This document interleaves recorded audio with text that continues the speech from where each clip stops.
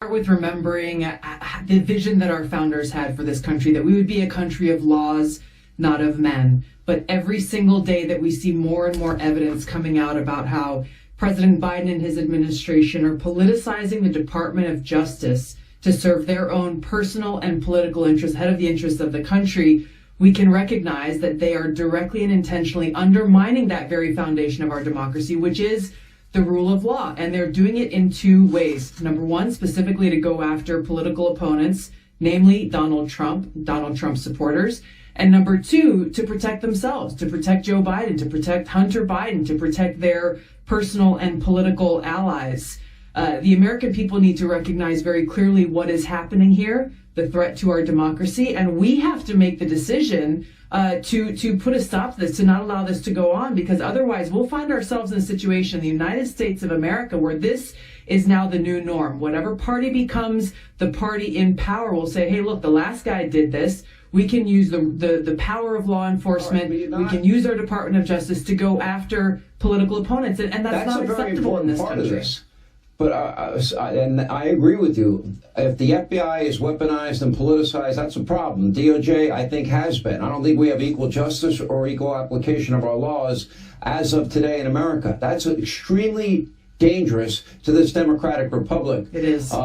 But I want to ask you, Tulsi, this question. We know Joe Biden lied repeatedly, both as a candidate and as a president, when he said he never talked to his son or brother or anybody for that matter about his foreign business deals. And secondly, that he was never in business. That evolved in the last week or two. He never was in business with his son. Now Devin Archer is confirming he was getting on the phone calls, and it sounds like me that he was the closer.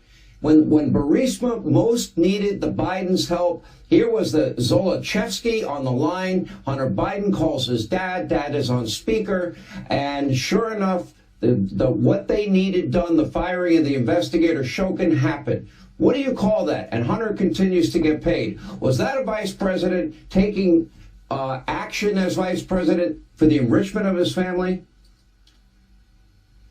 It sure looks like that, given the evidence that we are seeing. You take all of the facts that you've just laid out, coupled with since when does the Department of Justice work on the weekend to send out a routine memo to expedite getting this guy Devin Archer into jail, and then retracting it on a Sunday afternoon, saying, oh no, actually we didn't really mean to do that, and he should be allowed to testify before Congress.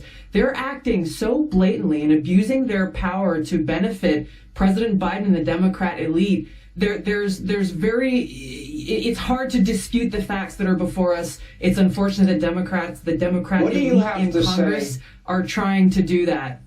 What do you say about your former Democratic colleagues that just, they were only talking about the weather, but he said he never talked about these things? We only have about 20 seconds. You know, it really sickens me, Sean. It really sickens me, because I know that they don't reflect the vast majority of the American people who really do love this country, who care about the rule of law, and are disgusted just like I am by their actions.